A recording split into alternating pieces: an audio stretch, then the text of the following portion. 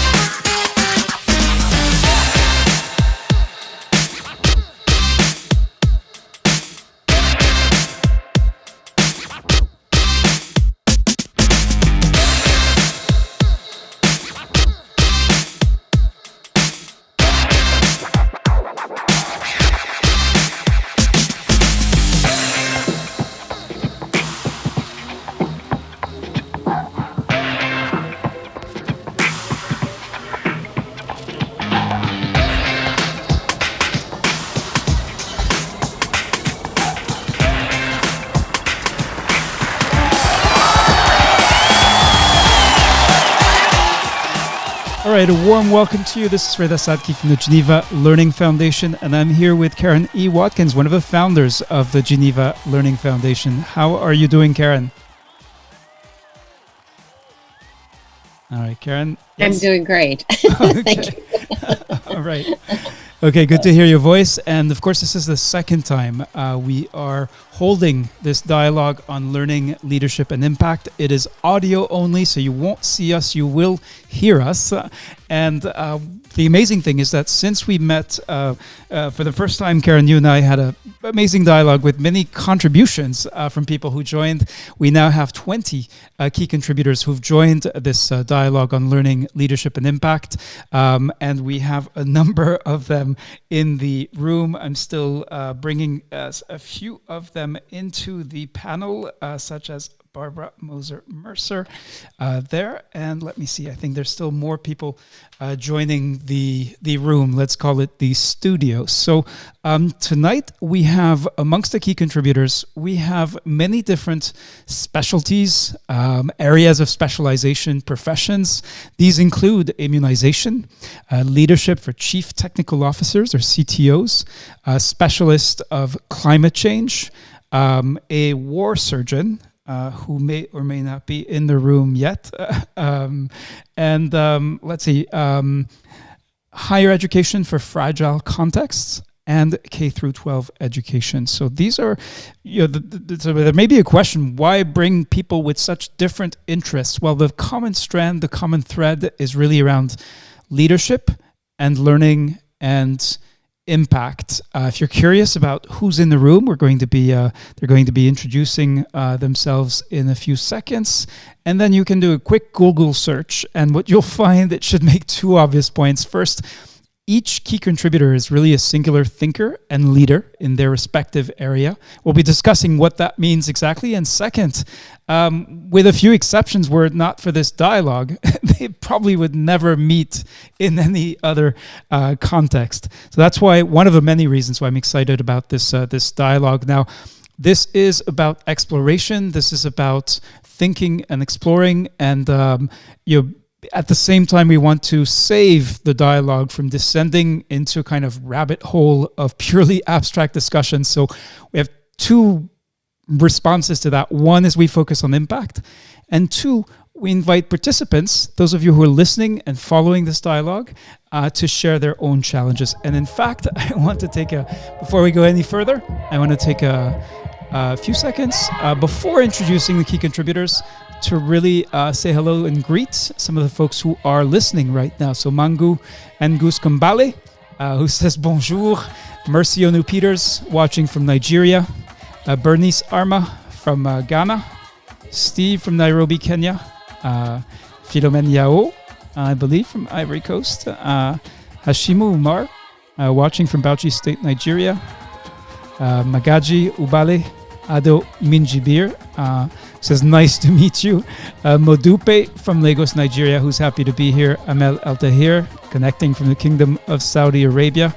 And Modupe from Laos. That's the second time, Modupe, I think you've introduced yourself. And Jamila Husseini, also from Nigeria. All right. And we have people from all over the world joining. Very happy and always pleased to see Nigeria so strongly represented. Many of you I know are coming from our immunization program, and very pleased to see that you're interested in these questions around leadership and learning. And obviously, many of you know and have experienced the Geneva Learning Foundation's unique approach to developing and practicing learning and leadership. So you're very welcome. I now want to turn to my co-convener, Karen E. Watkins. Dear Karen, how are you? We'd love to hear from you. What are your thoughts going into this dialogue before we introduce and ask our key contributors to introduce themselves? Well, I'm really excited about the opportunity to talk about learning and leadership. My faculty program is actually Learning, Leadership, and Organization Development at the University of Georgia. So I spend a good bit of my life thinking about these issues, and so I've actually had a lot of really interesting experiences this past week that have me pondering and hoping that this group can help me think through some things. And one is, I've really been struck by the issue of returning to work that everybody is talking about. I've been looking at, some corporate guidelines people are offering and thinking about how few of them are really thinking about the mental health both the increased mental health that people have had and the decreased mental health from different things that relate to the pandemic. And how are we going to handle that? So I really look forward to our conversation this afternoon and evening as we think about some of those kinds of issues. And there, many more that have come up over as you and I have talked. So I look forward to the dialogue. Thank you, Karen. So let's start with the introductions. And the point of the dialogue is to be a bit deliberative. We're in a fast-paced world where everything is about now, and this is intended to be an occasion to take a step back. So even with the intros, we're going to take the time to hear from each of the key contributors who's here tonight in Geneva. It may be very late night for Sohini Sanyal in India. Thank you for connecting, Sohini, and I hope you'll be able to follow along and contribute. And Anantesh also from India. So let's start. Let me first read the names of the folks who are here. So Barbara Moser-Mercer, Bill Gardner, Bryan Hopkins, Carolina Danavaro, Karen Watkins, whom you've heard from already, Katiuscia, Fara, Nancy Dixon, and Renee Rogers.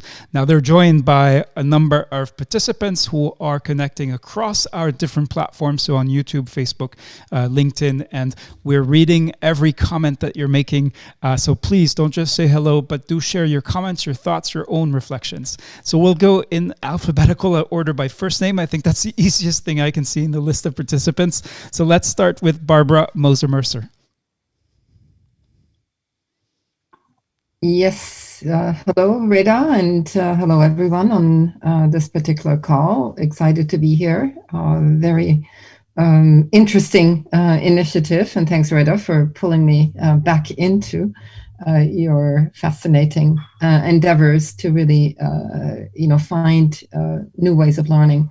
So my background is actually in cognitive psychology, but I kind of turned a corner about 12 years ago, and was fascinated by how people learn in fragile contexts. And since then, I have really been dedicating both my research and my professional life to advancing higher education in emergencies. So my view essentially is that education in emergencies should not stop at primary and secondary, and that we need the whole education spectrum to be engaged in order to make a lasting difference. So that's all about me. Thanks, Barbara. And you actually shared a challenge, which we'll be coming back to in a few minutes, about building course syllabi for fragile contexts that transition students to problem-based and collaborative learning. So you'll be explaining, first of all, we might want to start with you, what do you mean by fragile context, and go from there. So we'll come back to that and look forward to the exchange with you.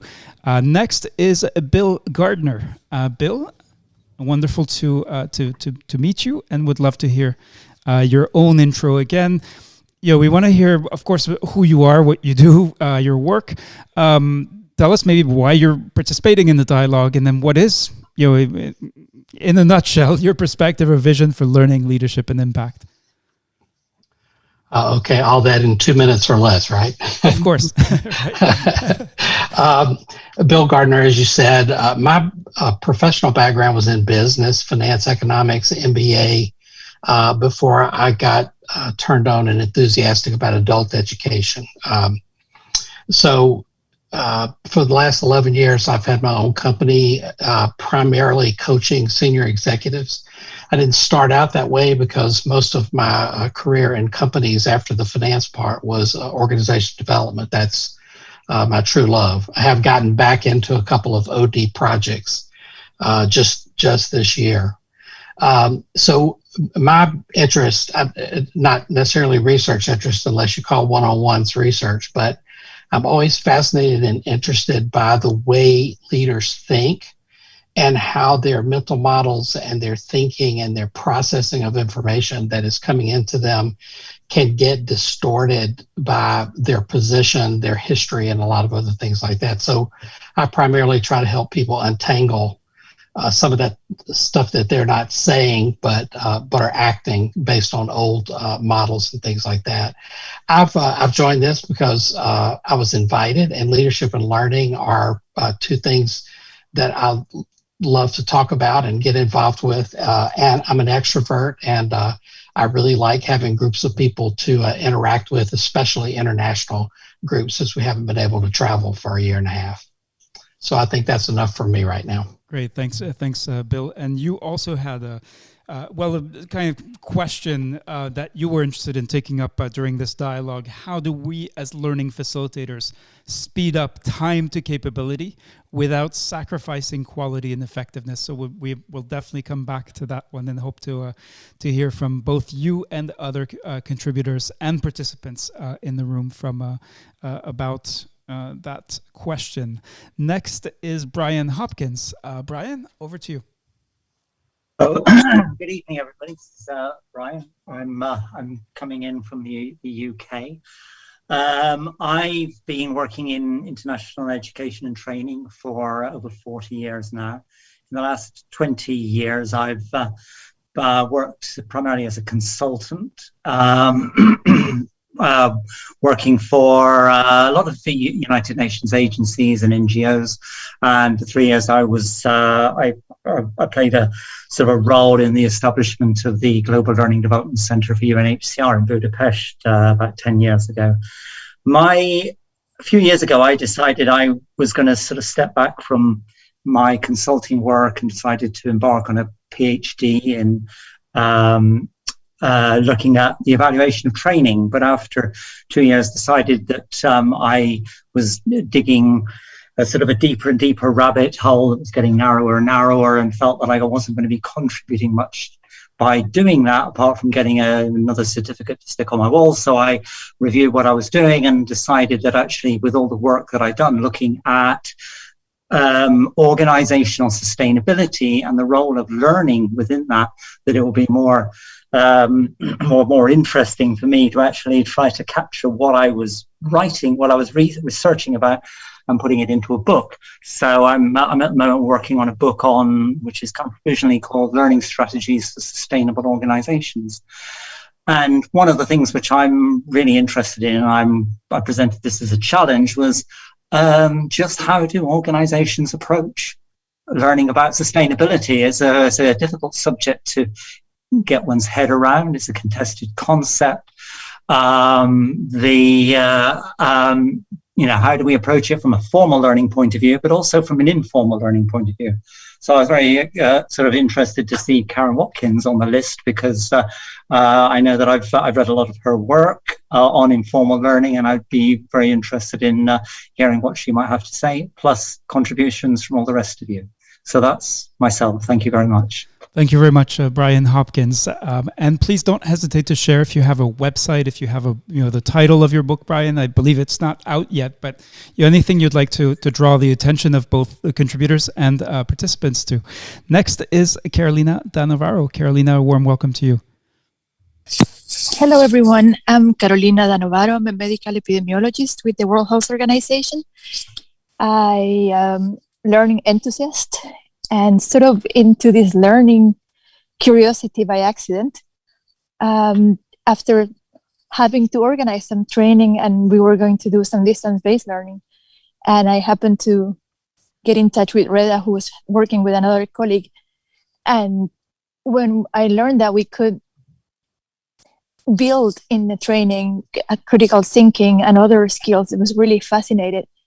And I also got hooked into learning new things myself. So with the pandemic, I have been actively taking many, many different classes to expand my horizon. So nice to meet you, everyone. Thanks, Carolina. Next is Katiuscia Fara. Katiuscia, over to you. Thank you very much. And just to start, I just want to say thank you to both you and Karen, Reda, for organizing this event, for inviting me, and for the work you're doing with the Geneva Learning Foundation. I'm super. So thanks so much for that. About me, I'm a geographer. I've been working for about 20 years on climate change adaptation, climate risk management, and disaster risk reduction with different organizations. And I sort of stumbled into capacity building as part of my work. And to me, key area of focus, and something that I have increasingly focused my attention has been on how to bridge the gap between science and academia and local community, sure that we would, whatever we have in terms of knowledge would lead to practical application. And so my focus has been on translating and breaking down complex concepts at times so that people understand them and they can use that knowledge. And I started working with local communities, doing a lot of participatory assessment, and more recently I have focused on what is called last mile climate services. So it's bringing weather and climate information to remote communities, including through digital advisories. And to me, when I think about learning and leadership, in a way, this is really key. This translation is key to enable a sort of delegation of leadership. So to move away perhaps from a concept that is the experts telling people what to do, to instead bring in enough knowledge for people to understand what is happening today with the climate, what is happening with the changes in weather, so that they have that knowledge to take their own informed choices, and really use this capacity, this learning in a way to empower people to use their own knowledge to take informed decision. And so, and I see this as something that is sometimes overlooked, but it's crucial. And I was reading a bit on the website, Reda, of the Geneva Learning Foundation, and I really liked you had something on the production of local contextualized knowledge. And this is what I thought, this is so essential. And even when we work with communities by enabling that access to knowledge, understand, people knowing how to use it, there is also the learning from people, all the part on indigenous knowledge and how can we blend better scientific knowledge and indigenous knowledge. So that is something that I'm incredibly fascinated about. I feel very strongly, and I hope that I will be able to share a bit of learning from this work during the conversation. Great, thank you so much, Katiuscia. And we do have four challenges that were submitted ahead of the dialogue. One is that sort of, we hope will help connect the dots between what we can bring together as contributors to the dialogue and connect to the needs and sort of situations and contexts of participants. One on youth leadership, one on the digital pivot in Ghana, and then two around gender and religion. So both of all of these we hope to at least broach. We're not and explore together. Thank you, Katiuscia. Next is Nancy Dixon, and as I explained, we want to take the time. We're so busy. We're always moving very fast, getting things done, focused on the now, and really, I wanted to take as much time as we need, as you need, to properly introduce yourself. Even though, of course, we will then sort of unfurl the challenges and the questions that contributors have raised together. Nancy Dixon, over to you. Thank you. I'm pleased to be with you.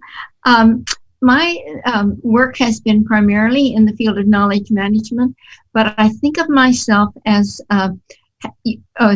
interested in the soft side of knowledge management, not in the technology, but in how people talk together in organization and how that creates knowledge or prevents knowledge from being created. I got very interested in that topic early on, but it was really sparked when Karen and Bill Gardner and Renee Rogers and I were all at the University of Texas at the same time, and really got very deep into the work of Chris Argyros. So my interest really is in how people talk together, and that has led me in the last few years to really begin to focus on dialogue itself from the perspective of David Bohm. So I hope I can contribute something in that area today. My work has been primarily with developing countries and in the area of healthcare. And so working with countries that are really trying to share the knowledge that they learn between countries, between regions in a country, and that kind of thing. I'm currently working with a group that's been contracted by the CDC to look at vaccine hesitancy. And so I'll be looking and thinking more about that. That project is just starting, so I don't have a lot of knowledge about it, but I've been doing a lot of thinking about it.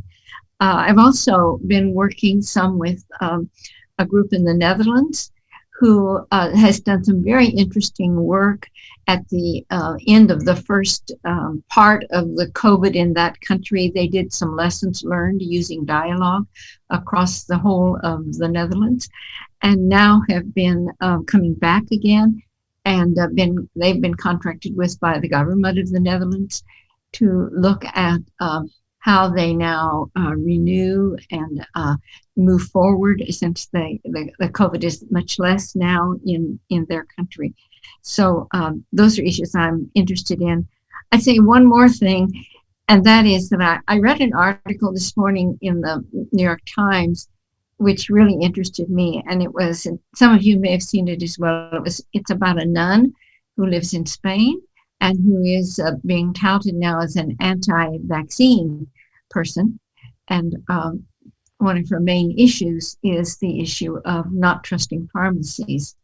So that is very intriguing to me. And so if there's some interest in that, I'd love to hear other people's thinking about that. So that's me. Great, thank you. That was Nancy Dixon, and the last key contributor who's here now. There may be others. I saw Etienne had dropped off the call at one point. Is Renee Rogers. So Renee, would love to hear from you before we dive into the first question and then challenge. Thank you. Well, I'm very pleased to join such a global group. I came because I was invited by Karen Watkins, and I always go wherever Karen Watkins invites me. So I'm here.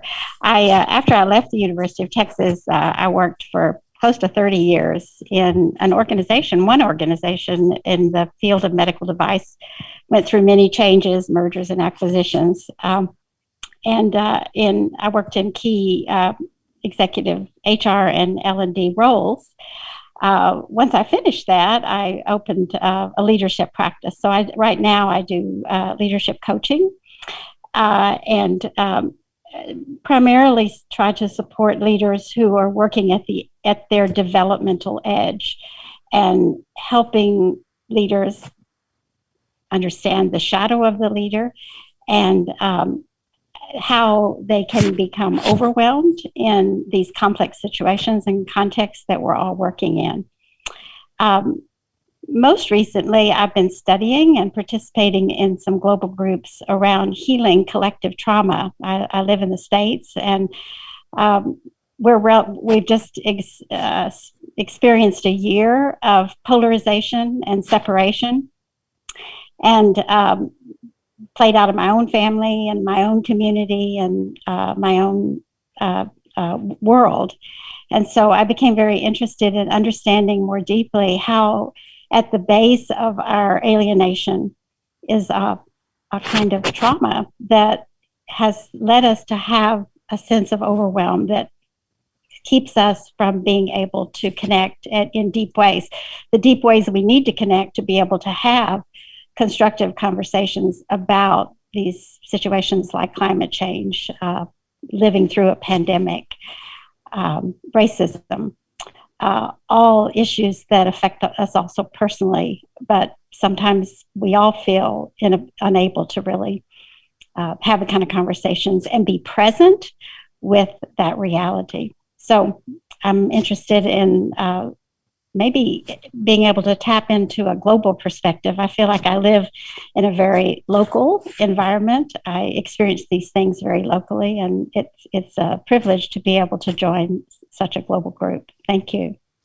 Thank you very much, Renee Rogers. So together with all of the voices that you've heard, this is an audio only event. That's also one of the things that we're trying with this dialogue.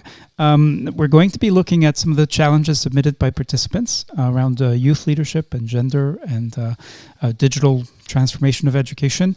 We're also going to be discussing or looking at your two articles. One is from the MIT Sloan review, Are You Ready to Lead Work Without Jobs? And then the other, that's one I picked up. And then Karen highlighted this report from IBM, Return to Work, that we'll be discussing.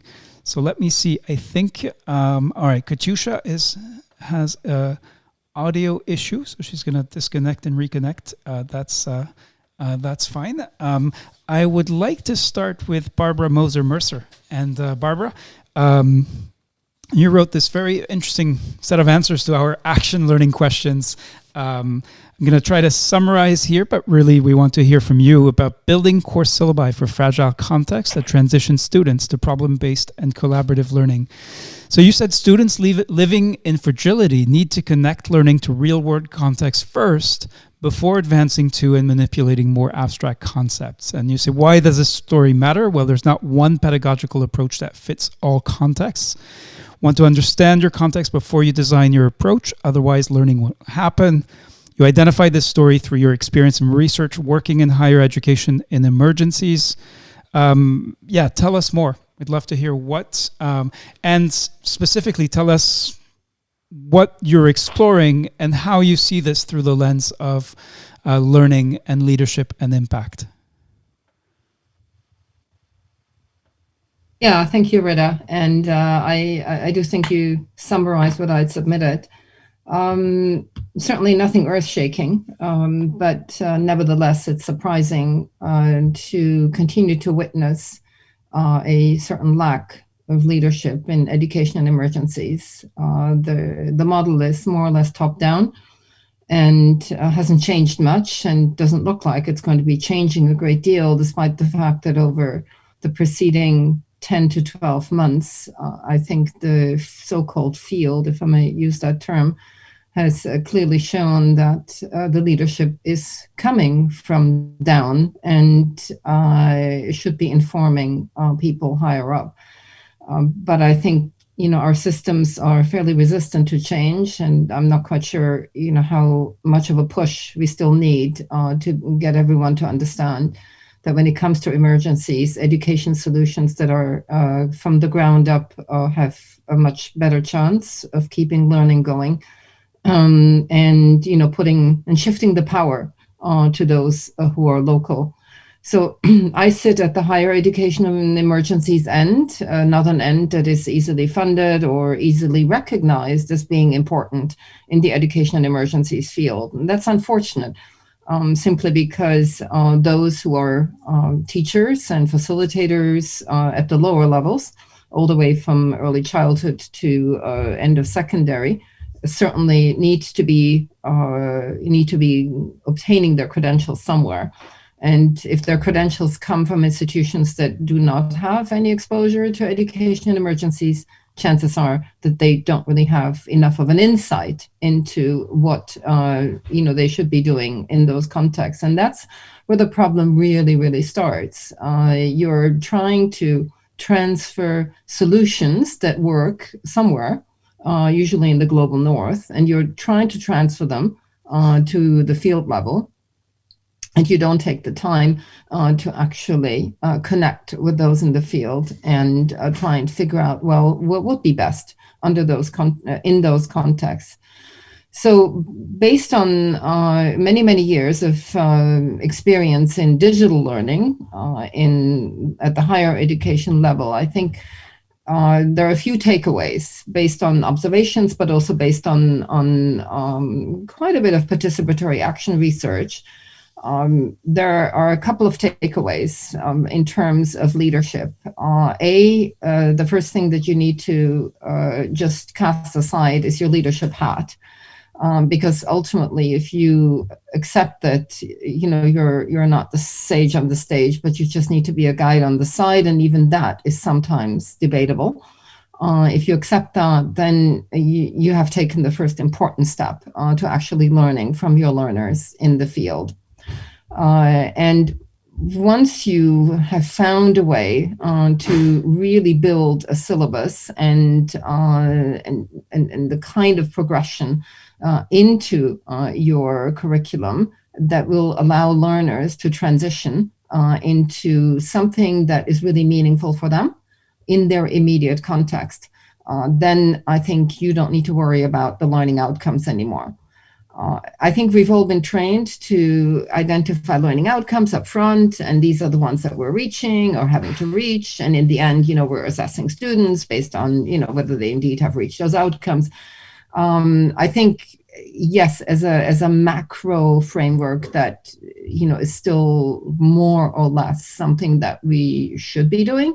But I think a whole lot more flexibility is necessary. And ultimately, I think if your students come away with, different sets of skills from the curriculum, from the syllabus that you build, I think that is something to be very happy about and something to look at very, very carefully. Because it can teach you a whole lot of things about how you're going to build your next syllabus and how you're going to go about making sure that the students are learning skills that are transferable. So much less emphasis on the subject matter and a lot more emphasis on, just generally 21st century skills, and an even greater emphasis on, what we've all come to call soft skills, on the whole social emotional learning part of the 21st century skill set. Right. And I think particularly thinking of students in a very holistic way. Students are not just there to do your course or to obtain, some sort of higher education credentials.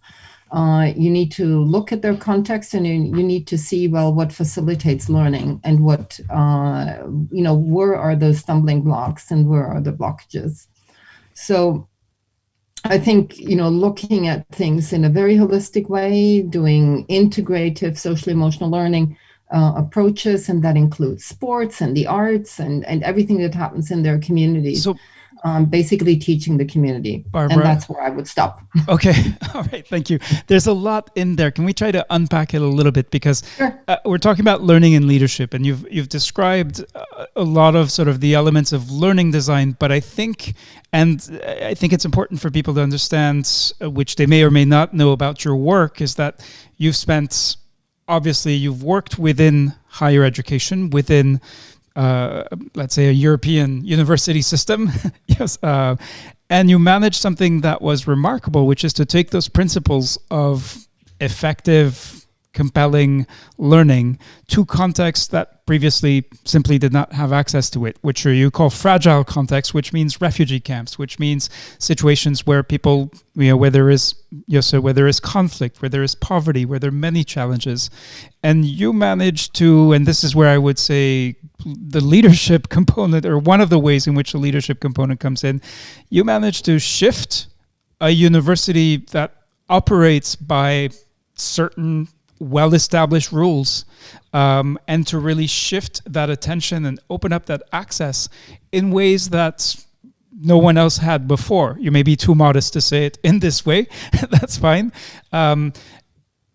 And so how do you connect the dots between that, that sort of, if good principles of learning, of education are universally applicable, why was it such a struggle to get, to sort of shift for it to be so, to actually make it so when it comes to a question of access for people who otherwise would have been denied any access to any form of education, much less higher education from a university in the North? What are your thoughts or reflections there? Well, there are obviously many constraints on this. And I would also say that over the years, I discovered that you can shift your institution's thinking up to a certain degree. But at some point, the institution begins to feel uncomfortable. And issues of quality assurance and, credential recognition and all sorts of policy issues begin to interfere with the kind of transfer of leadership and power to the students. And that, I think, is where I'm sitting right now, having now shifted to a university in the South, being associated with the University of Nairobi now. This is really where I have seen the big shift in terms of giving up a certain leadership, or giving up the idea of what leadership looks like, and making sure that you are ready to really assume that risk of no longer controlling every aspect of the learning process. And that's still happening a great deal in universities in the North. There's still a great deal of control. I'm not saying it's not happening in the South. It's happening there too.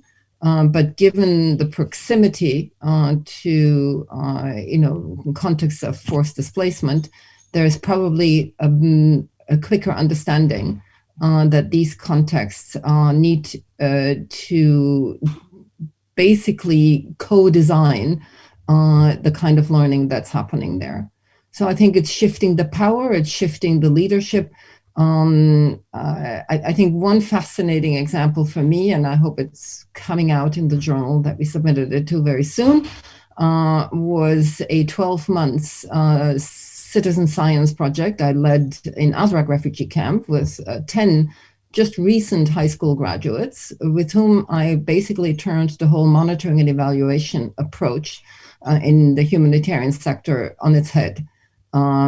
Basically giving the students the job to analyze their refugee camp and then come up with what they consider to be an optimal approach to monitoring and evaluation.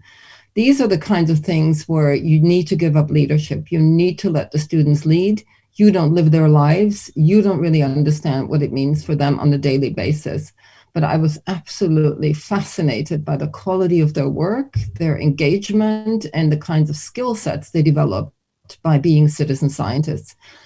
And usually, unless you've got a PhD, to show for, that kind of research, quote unquote, would never make it into, a high impact journal. So I think it's really important for us, to use our leadership that comes with our credentials, but to really, really support leadership of others, and kind of step back again after you've helped them get there. So this would be a good example of turn it around, turn it upside down, but then ultimately you need to close the cycle and show the world that, hey, these people actually are so much better positioned to analyze their environment and to inform us and to make sure that we really understand the context in which we're supposedly working in. Great, thanks, Barbara. So we have some great comments. Mohammed Imran Qureshi, who's very active in our immunization program, says learning is a cycle that continues throughout the life, and the process is made easier by the great leaders. I'm sure Karen and others would have much to say about that. Felicia Oluwafemi says, interesting to know that most of our discussants are educationists with exposure professionally. And says shifting such so might not be that easy, in that universities have laid down policies that I think an individual can't lord over easily, passes through several processes. And Felicia, Barbara has a question for you. Can you explain better leadership by credentials? You referred to the value of a university credential for people in fragile contexts, for someone who lives in a refugee camp to have access to higher education, and not just a course, but the diploma, the certificate, the credential of value. Can you say more about that, how you see that related to leadership, Barbara? Yes, I think, we may, as members of the university community of academia, we may ultimately feel that learning is more important than the credentials that come with it.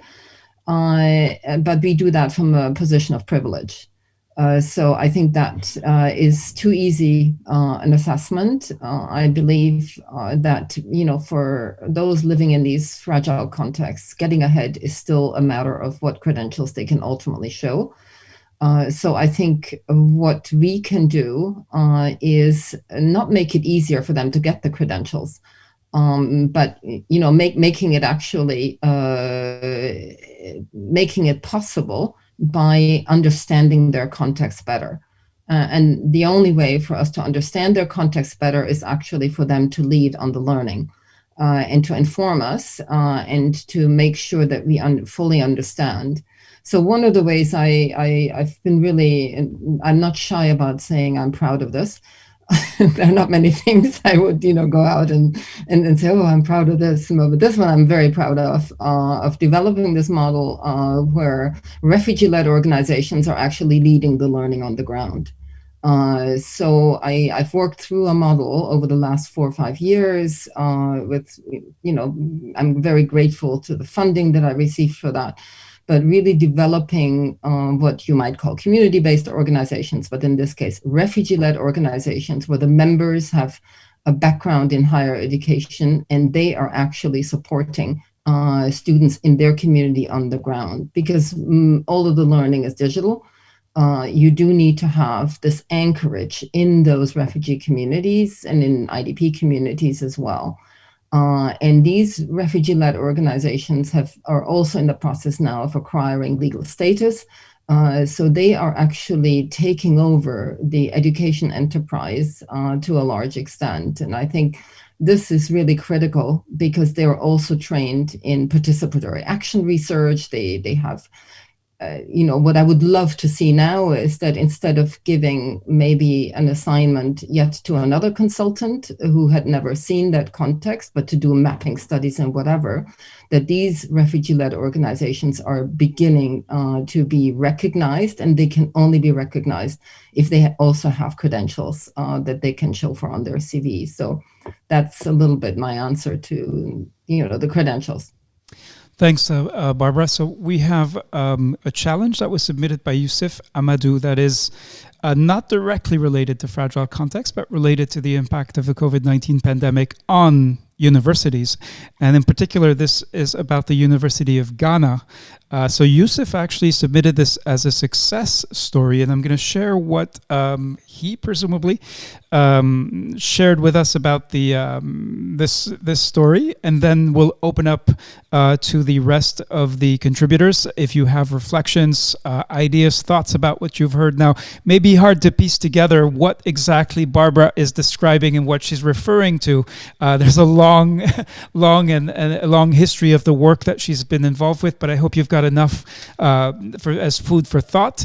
Now, as for Yusuf, who is from the University of Ghana, now we don't know his position exactly, but he says this was the story to share was the University of Ghana teaching and learning strategy during lockdown. And says the University of Ghana was able to sustain teaching and learning during lockdown while other universities went home and closed down schools. Why does this story matter? We had to take a drastic decision when the school was not ready to go fully online, and it worked for us. It was a historic challenge, is how he describes his experience of it. And the sort of lesson, or one of the lessons was, with determination, one can achieve it no matter how difficult. And the other strategies or solutions that were tried or considered, he just wrote destructive strategy. And who or what can or did help you? Team spirit and determination. And the lesson learned so far, he says, is a can-do spirit. What surprised him? The reluctance of some faculty members to accept the sudden change. And says that the University of Ghana was able to do the first online on-site examination despite all of the technology challenges. So let's open it up now to the rest of the contributors. Would love to hear from Karen first. Now, this may be outside of your, yes, well, in some ways, an area that may not be entirely familiar to you, to say the least, Karen, but would still love to hear your thoughts as an educator and as someone who also has spent a lifetime working in higher education in universities. I think that the thing that's so interesting, and the thing that many of us have in common, in my particular situation, we actually were fully online in a couple of our programs, but of course not all of them. So it was a very different experience for us when we had to pivot. But universities, all over the world had to go from, not being online to being fully online. So I think what's fascinating about the story is that, with some of the struggles, because I had a student from Ghana of connectivity and communications that undoubtedly had to be addressed. I think it's wonderful that they could make the pivot and keep learning happening. So I think a lot of us have learned an awful lot more about how to work digitally. But I guess I think we've also learned some things that we were doing that maybe we shouldn't continue. So anyway, my appreciation for the story is that, I think that they did a very difficult thing, and it sounds like they were able to do it successfully. Thanks, Karen. Are there other contributors who'd like to speak? Just go ahead and unmute yourselves. I see Nancy and Renee both have microphones open. If you'd like to comment or share your reflections on what Barbara has shared about actually your lesson learned, or less modestly, a success story. See a very interesting comment from Sohini. I know Sohini's in India and it is very late, and so I really appreciate, Sohini, you being here with us. Would you like to share a little bit more than what you wrote, perhaps? Are you able to? Yes, wonderful. Hi, Reda. Thank you. Thanks for letting me speak. I was very mesmerized by what Barbara was talking about, because like what she's mentioned just now, that changing the power, that is really, really very challenging. I mean, I quite understand what she's saying, that even though we want to have people on the ground, we want to have local expertise, we want people who have done a particular work to kind of become the learning leaders, it usually doesn't work like that.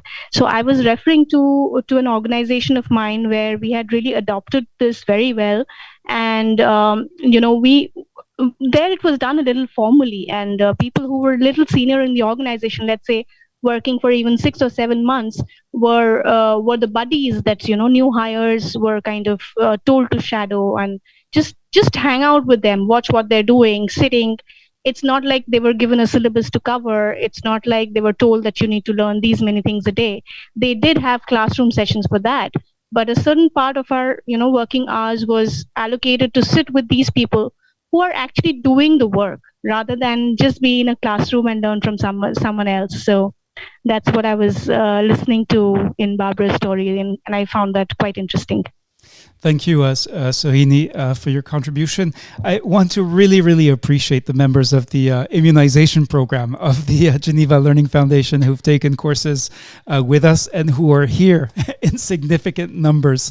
Very happy to see you. Many of you have also completed the Foundation's Teach to Reach program, so really appreciate your continued involvement, and I hope that your participation in the Foundation's programs has sparked your interest in that connection between learning, leadership, and the work you're doing around immunization. That is so important. All right, let's move to the next segment. We're at the 48-minute mark, and while there's no expiration date on this dialogue. We want to move to Bryan Hopkins, and Bryan has, is trying to understand more about how to promote learning within organizations, about social and environmental sustainability. How do we effectively support learning about social and environmental sustainability? So, Bryan, you're first going to tell us what exactly you mean by social environmental sustainability.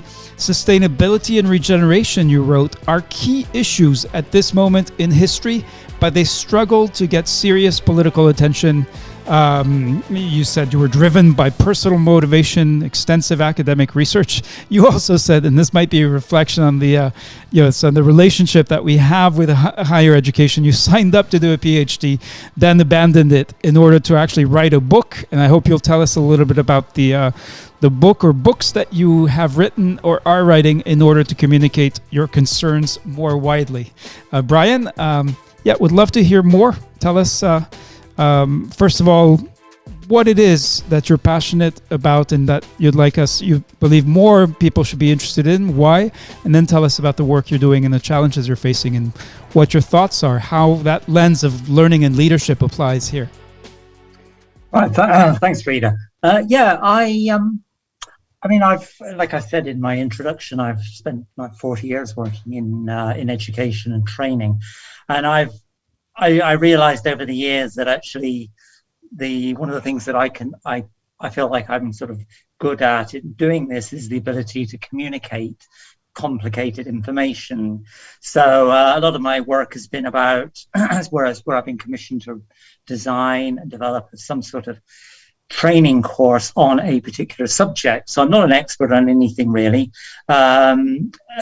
except I think, a skill I've developed over the years, which is about communication of complicated information. So I've taken a lot of different subjects and tried to put courses together, online courses, face-to-face courses. Then I decided, as I mentioned previously, that as I sort of moved into a sort of state of semi-retirement, although when you're a consultant, you spend most of your working life in a state of semi-retirement, that I would do some academic research into looking at systems thinking and its application to training. Systems thinking is something I've been very interested in a number of years. I did a master's in the subject a few years back. But as I was doing my research, I started to discover this subject, this field of sustainable HR, sustainable human resource development, looking at the role that human resource development can play in promoting sustainability. And then I started to think, well, actually, what do I know about sustainability? And realized that it's a very difficult subject to understand, to get your head around. So the very first thing you said in your introduction was about for me to say what my idea of sustainability is. Well, I mean, that's a real challenge because I think that is one of the reasons why it can be very difficult for it to be addressed in any kind of learning context, because it means different things to different people. There's a tendency for us to think very much in terms of environmental sustainability, in terms of protecting the planetary boundaries, trying to keep greenhouse gas emissions down, protecting biodiversity, preventing ocean acidification, and all those sorts of things.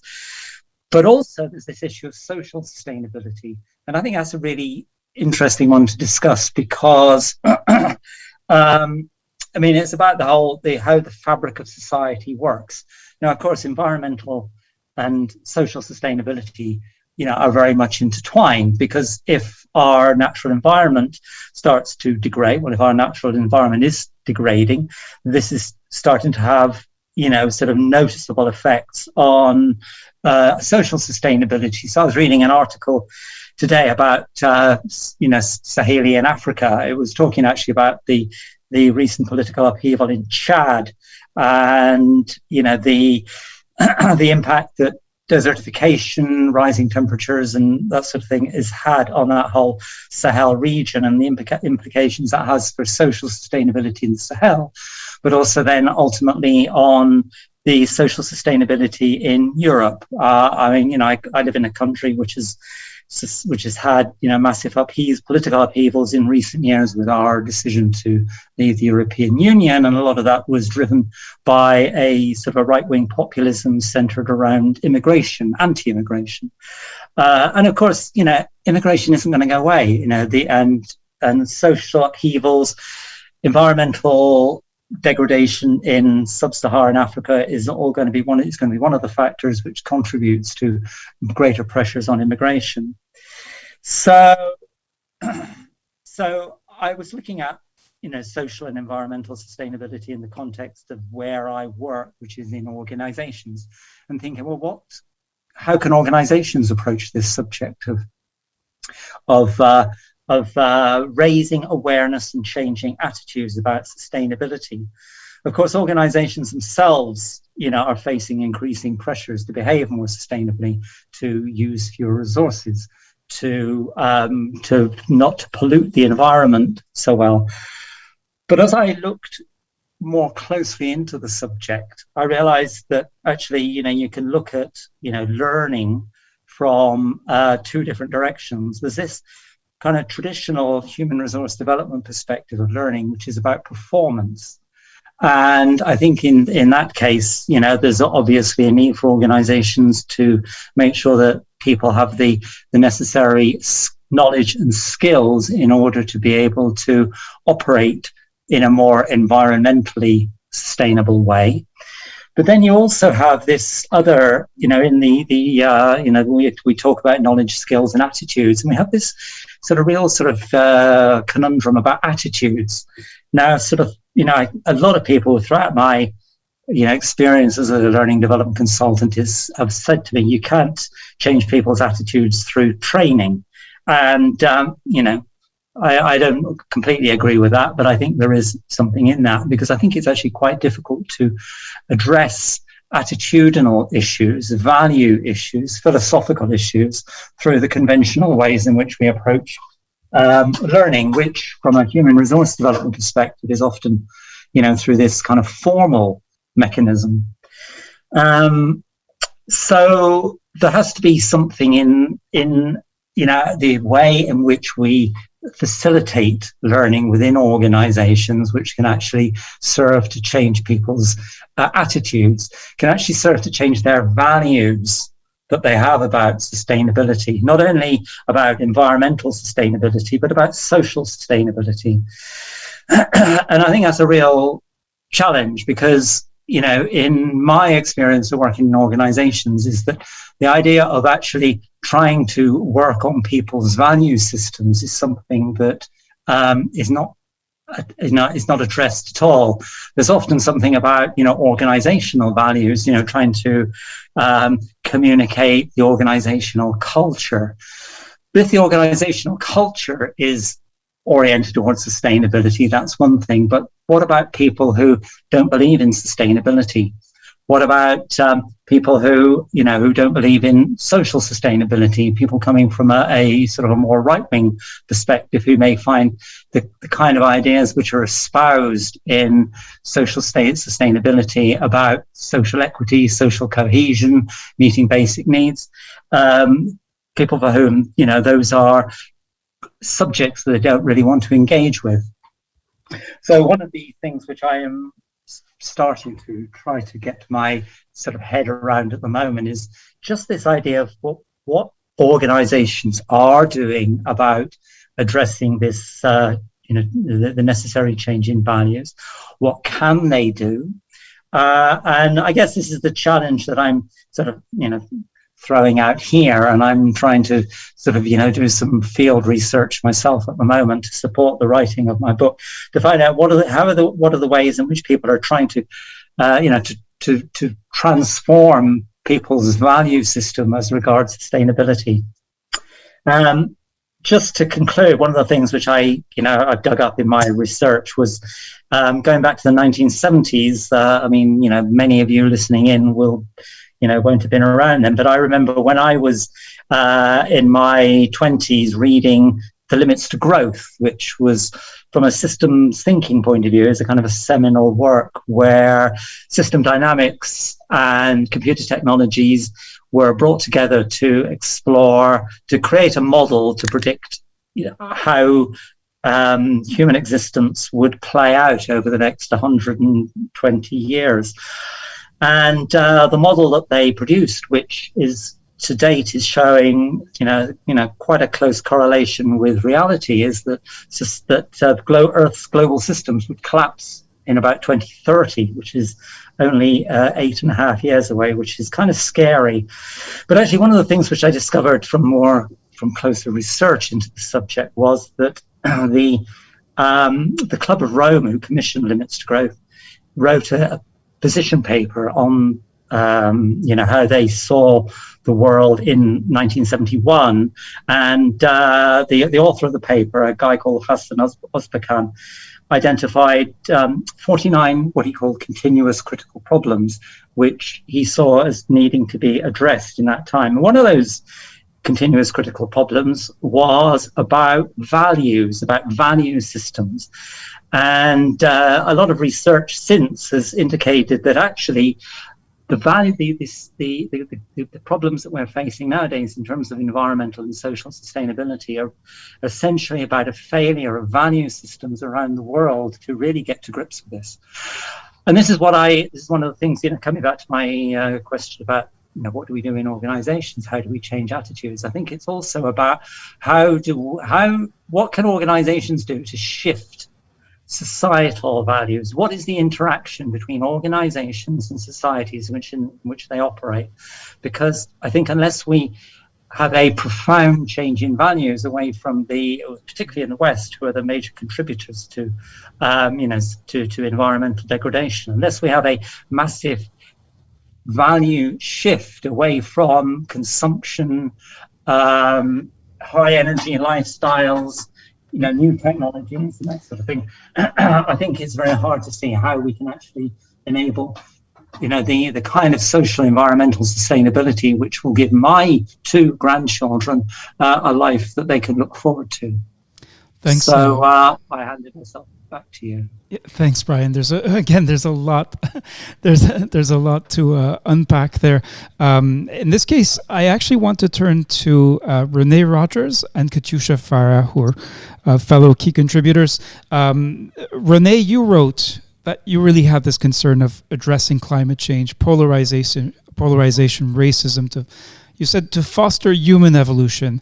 And of course, you're based in the US. You have that perspective of very particular context in the United States. And yet you're talking about healing collective trauma, which of course doesn't belong or as relevance limited to any one country. And you say you cite this book, A Process for Integrating Our Intergenerational and Cultural Wounds, a book by Thomas Hubble, The Master and His Emissary as well, your Symphony of Selves. There's whole literature around these issues that you're passionate about. Katiuscia Fara, I believe, and you'll tell me to what extent you're comfortable or able to share this, but your day job is directly related to climate change and to not only thinking but doing in the context of international work, the work that the countries, governments are trying to do to support that. So would love to hear your response, your thoughts, your insights. What did you hear in what Bryan shared, and how does the lens of learning, the lens of leadership, help you or not make sense? And figure out what to do, and where to go with these concerns around sustainability. So let's start with Renee and then Katiuscia. Oh, well, thank you. The questions themselves are so big as to be on a personal level, almost or often overwhelming. And a human response to overwhelm is to really shut down and to just kind of cope. So I personally had that experience living in the United States in the last year, where polarization and just the inability to even look at something like climate change. I wouldn't even bring up the topic anymore because it seemed to be such an undiscussable, distressing topic. So I went on a journey, found a kind of spiritual teacher, Thomas Hubel, and participated in a 4-month class that really was global like this and had people all over the world exploring really our own individual and collective responses to these overwhelming problems that we were all facing. Most days I feel like the world, this planet and the human species is really kind of in hospice care. And maybe that metaphor appeals to me now because I also take care of 4 nonagenarians who are very much working through what it means to come to the end of life. And most of the literature on end of life talks about how when we really open ourselves up to it, it is a moment of transformation, of profound change. And I find myself wondering, how can we be more prepared for this hospice moment that we find ourselves as human beings and the world experiencing?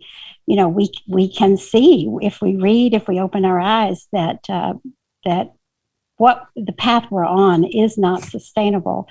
So how do we change? I worked for 30 years in organizations. I worked around issues of how to have a productive, healthy culture, how to have leaders really lead in ways that fostered health, not stress.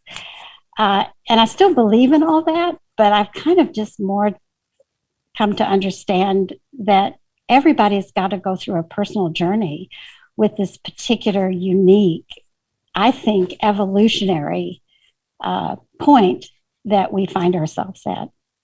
And so the books I've mentioned were books that are helping me understand better how to show up in this complexity in a way that's loving and compassionate and that can be part of the solution, not the problem. Thank you, Renee. Let's hear from Katiuscia Fara, and then Nancy Dixon has some thoughts on this, around this, about the role of hierarchical organizations. It'll be the perfect follow. It may be the perfect follow-up to Katiuscia. We'll see. Thank you, and thank you very much for Bill also for bringing this up. So, as Reda said, it's quite a lot to unpack in a way, and I feel that having worked on environmental sustainability and climate change for a long time, one of the failure, if you wish to call it like that, is not really a failure, but it also pertains to how we communicate things. And so what we haven't been able to do, although thanks to Greta, the past few years, we have done a lot more of that, is actually really break down what is this big challenge of climate change or environmental degradation, sustainability, and try and see what does it mean to any lay person.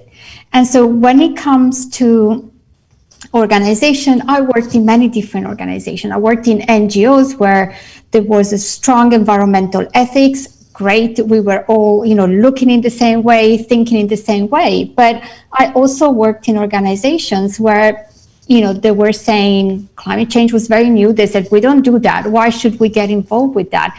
And the way I think it's important to approach is like when you give a talk and you need to understand who is your audience and what triggers them, what interests them.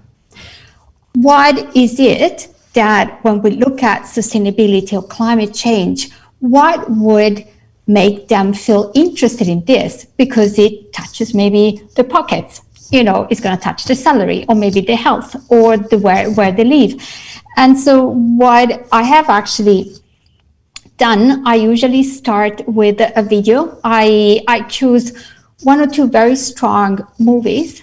I've organized in several organizations this cinema, climate cinemas or other way. Everybody comes, there is the popcorn, there is the video over lunchtime, and then we talk after they see the movie. And at times there were people that were not interested at all, and after the movie they were really shocked. And then there are 2 aspects of this. What can we do at work? How can we improve what we do? How can we maybe save energy? And people come up with a lot of ideas, but a lot is, what can I do personally? And what I always say to me is talk about it. Do you ever go to pick up kids kindergarten and talk about climate change and how worried you are? And so on. So there are really different elements. Said it was really important. I really like what you said about the value systems, and it is value system, and we cannot train, we cannot impose, but we can find a way to sort of create, even within an organization, and sometimes it's a smaller group, doesn't have the conversation, a bit of a shared vision within that, and start thinking of ideas. And not everybody would be on board, but even if 3, 4, 5 people are coming on board, then you start what is the creation of a different identity within that organization or that group, and that works also outside in a way. I also felt that, and perhaps then I am here, if this year has taught us anything, is that many people working from home, we could do without a lot of things. And certainly with my job, I've been so pleased not to have to travel so much. I always think we travel too much.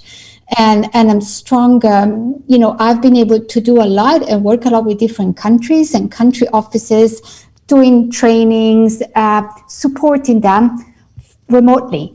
And that is something that, working remotely, not having to commute, not having to travel so much, this is really something that I think we can focus, and it should pick up a little bit more, because that already will make a difference. I stop here, so I know Nancy also wanted to come in, and then if there is time, I'll add a little bit more later. Over. Thanks, Katiuscia. And I actually have a follow-up question. Once we've heard from Renee and Nancy, I'll come back to you, because there's a kind of elephant in the room with COVID. I believe folks like you, specialists working on climate change, have been confronted with this question of denialism of science and evidence. And I'll ask you in a little bit if that has resonance, or how you look at what's happening with the denial and hesitancy around the COVID-19 pandemic. But let's first go to Renee Rogers and then Nancy Dixon. Go ahead, Nancy. Oh, sorry. I thought you were going to Renee first. I accidentally muted myself. Maybe I would just say that how could it get any more extreme, and how could we not pay attention to the fact that we're in a pandemic, and we have maybe 70 harvests left, and we have alienation and racism right before our faces. How can we not be aware of what's going on? And yet it seems that denial and lack of awareness is more the reality than we can even believe. And so I don't have an answer. I just posed that question. And Nancy, can you help me here? Renee, I do want to just said you painted this picture of and I was reminded of the of Rabbi Berger's statement that he says that he has an image in the last few years that the world, that we're holding a baby in my hands, and that the baby's running a fever. That's a lovely image of the problem. Yes. But I want to really address this issue that Bryan started with around sustainability, and I want to talk about it in the sense of hierarchy in organizations. The most large organizations now, the decisions are made at the top, and those people at the top are usually large stakeholders in the organization, and therefore they have an interest in the organization doing whatever would help to maximize their profits to them personally. What we don't have in organizations is the consensus. I think Katiuscia said the shared values. We don't have a sense of shared values across the organization. And I just give you one or two examples which you would be very familiar with. And that is that during the opioids crisis in the United States, which is still going on with so many people dying from the overdose of the opioids, that the pharmacy industry, of course, were making billions of dollars from selling those drugs that were so harmful to people. And I think if we were to go to those organizations and not look at the top, but talk with the people that work in that organization, they wouldn't not have known what the top of the organization was doing and the way they were encouraging doctors to prescribe those opioids. I think the same thing is true of the, we had a scandal in the United States around the Volkswagen company and several other companies who were cheating on the emissions criteria. And again, through a piece of equipment. And again, through that, I think had people in the organization been involved in those decisions, that would not have happened. So I think what we need is to have more dialogic organizations, not organizations that are governed entirely by hierarchy. And one of the organizations I've studied and worked with now, just to give you an example, but I have several examples, but I'll just speak to this one right now, is a prison system in Virginia. It is a hierarchical system, but the decisions about what happens in the organizations is made by the people that work, the 32,000 people that work in this organization, come together in dialogue circles all across the organization. So if there's a problem in one part of the organization around prisoners bringing contraband somehow into the organization, the people that deal with that issue all come together and talk about how they understand the problem. They talk about what it would look like if that was not going on, and they talk about what actions need to be taken. And these are the guards, these are the dog handlers. The decisions about those critical issues are not taken at the top. They're taken within the organization, and they are a dialogic organization, even though they still have a hierarchy in place. But the hierarchy is not making those decisions about what goes on within the organizations. I can think of other organizations that are very similar, where the decisions are made within the organization, not by the top. So I think I think we need to reduce the sense of hierarchy. I'd say one more thing about that, and then turn it back over, and that is that that I think the school system we were talking about earlier, and the difficulty with making those changes is a very similar thing. I think the school systems teach people to respect authority, to do what you're told, to learn what you're told, to not think for yourself. And they are preparing people to work in those hierarchical organizations when they are simply asked to obey and not to think. And that, if we could change the schools, we could probably change the participation of people in organizations. I think it's all of a system as a whole. We need to remove from our thinking that there are people who know more than the population within the organization or within the school. As Barbara's talked about from the beginning, it is the people that do the work, that live the life, that have the knowledge that we need to help change the systems. Thank you, Nancy Dixon. I want to circle back to Katiuscia and to ask you, Katiuscia, you gave this very pragmatic example that it sounds like the voice of experience of how you have in very practical terms advocated for organizations to pay attention to climate change and its significance, and for leaders to make a commitment and stick to them, presumably, around climate change. Is that, I'd like to sort of circle back to leadership and learning. So is that how you think about leadership? Is it in very practical terms for you as a technical specialist to not sort of content yourself with your specialization and what you know, but to figure out pragmatic ways to convey to other people who may not be specialists and who are not going to become specialists what that means? Is that how you would define leadership, or is there something more? Absolutely. A lot of the time it is. A lot of the time is really ensuring that people has that understanding and enough knowledge that they need for their work so that they can make a subject theirs. They don't all need to be scientists. Not everyone needs to be a specialist, but they need to understand what an issue could be and how it's going to impact their work.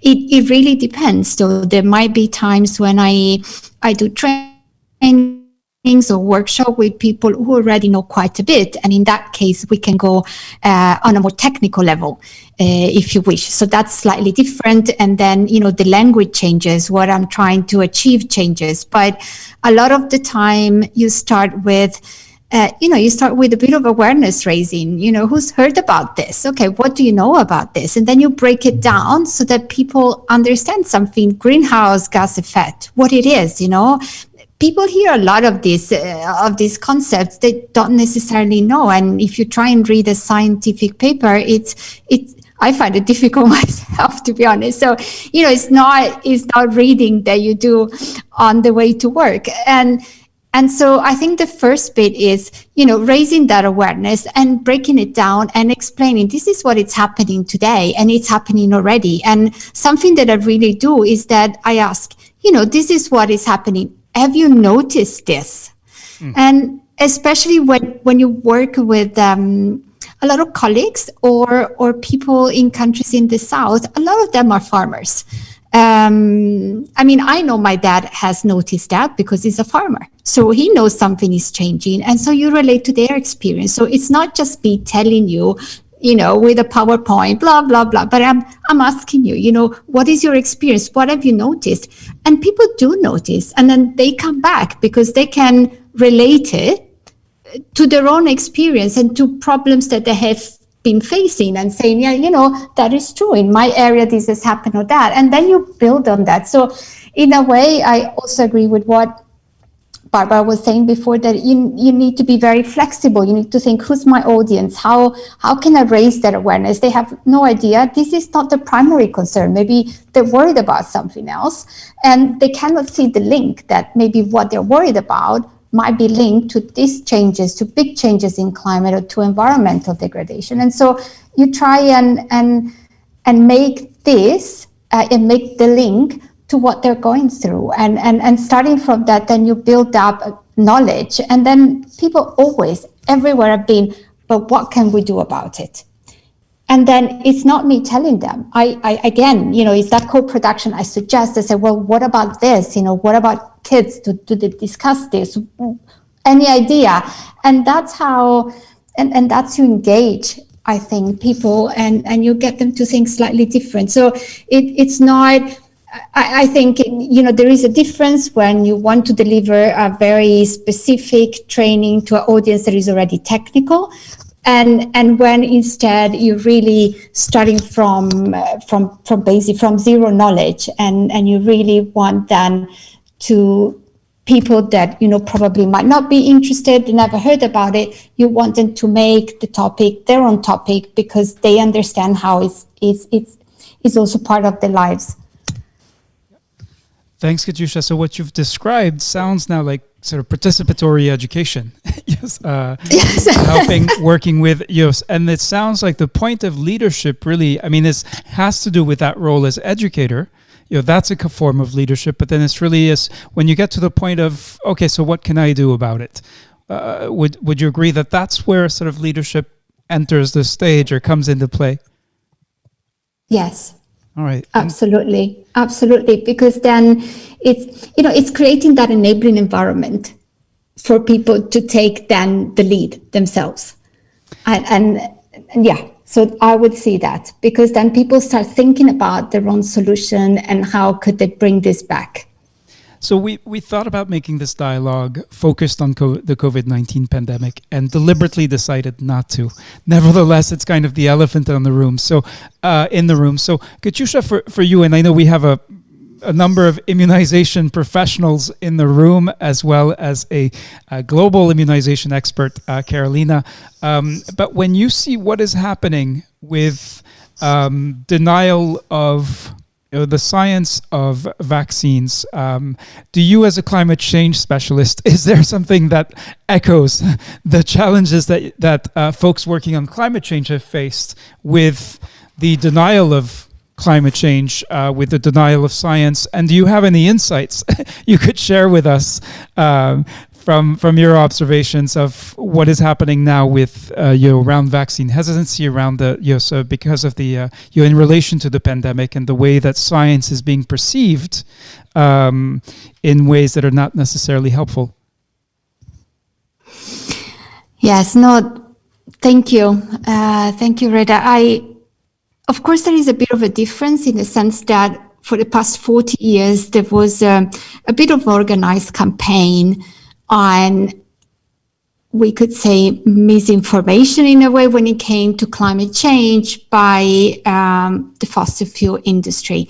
And an interesting book, if anyone wants to understand a little bit more why there have been also so many delays, is a book by Naomi Klein, which is called This Changes Everything. It's really, really interesting, and it's written very well, very easy to understand. So that has been a fact. And I think that one of the issues is that we have so many platforms, and I feel sometimes people are confusing facts and science with opinion, because I feel there is not a lot of check in terms of who perhaps has the authority and understanding and knowledge of a subject and who comes up and just voices an opinion. So I think we've all felt that was incredibly frustrating, because we have most of the scientists, I think there has been a review, 99% of papers reviewed, we were all in agreement. But then I guess that, when you have even one voice that is discordant and the media are trying to give different views to the same topic, you would put them at the same level. So this person say this, but this person says that, without thinking, well, this one person represents 99% of expertise, and this person doesn't really have the qualification. So in a way, I feel that what I don't have a solution for this. I think I've banged my head against the wall many times, but I also feel that we need perhaps to become better at filtering or at advising on whether anything that comes up, it's just an opinion, but it's not based in fact or science, and as such, it's not validated. Because I feel it can be very misleading, and but unfortunately not a solution from my side. All right, apart from informing citizens. I think the message is that perhaps what we're not doing well enough is really good, strong communication campaigns that talk to everyone. It's easy on Facebook, it's easy on Twitter. People, know each other, they talk the same language, while sometimes the communication that we have from the science world they don't really talk to everyone. And that's where perhaps we need to get better. Thank you, Katiuscia, and the other contributors, to some great comments and exchanges going on in the chat as well as online. I just want to reassure Audrey Opareado, who missed some parts of the presentation. So the recording will be available right where you're watching on Facebook, right afterwards. As soon as we close the dialogue this evening or afternoon or morning, maybe for you, it will be available instantly. So I wanted to ask Carolina Da Navarro. Carolina, so you of course work at the global level on immunization.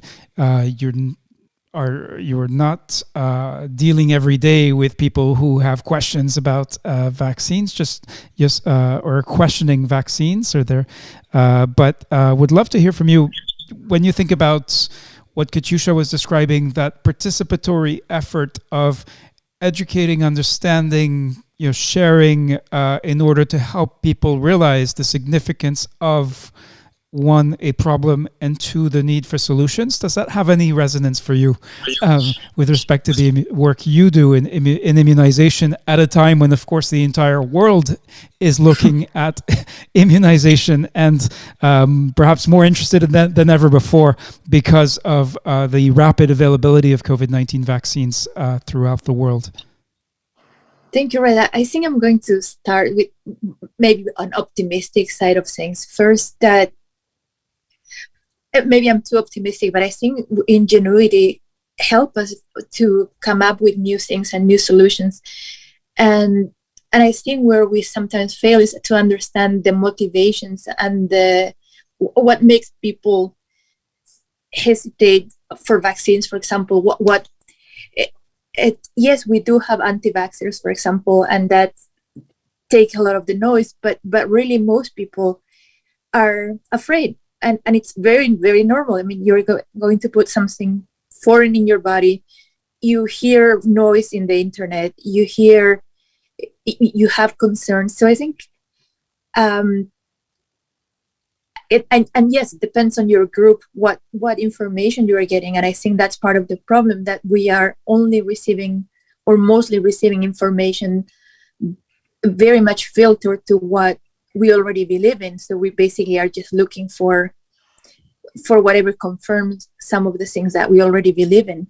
So I think the opportunity, though, it's within those networks and within those groups to try to find how, for example, health workers can help overcome those concerns by also informing health workers. I mean, health workers tend to be the most hesitant, right, for vaccines. And that's not a surprise. That's normal with flu vaccine, with other vaccines. And I think it's not only information; it's really to understand what's behind that, what fear is behind that in this case, in this particular case, and then try to address that in a manner that is compassionate as well. Because I don't think people are trying to be complicated, are trying to deny science. I think they have other beliefs based on the information that they are exposed to and the values and the other features of systems around them.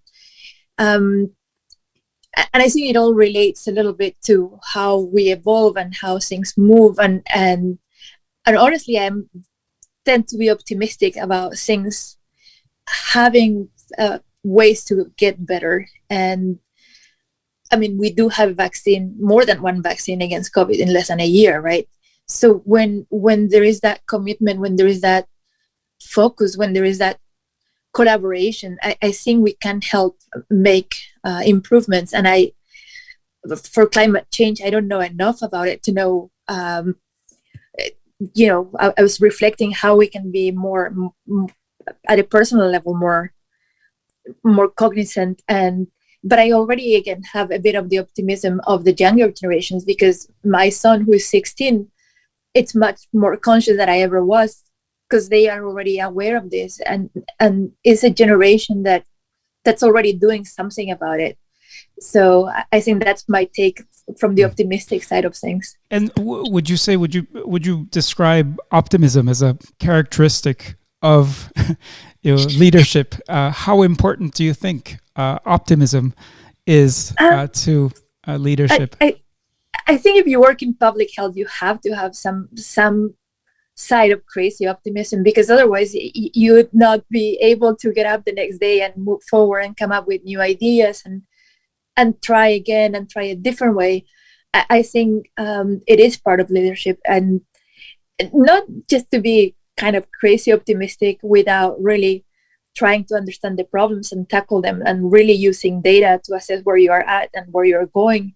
But maybe that hope that when we come together, we can make a difference. All right.